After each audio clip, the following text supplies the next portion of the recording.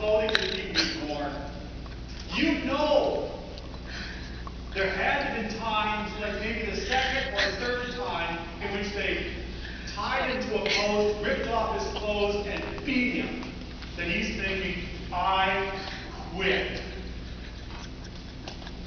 How many times do you have to be shipwrecked until you think, this is it, and I'm going home and retiring?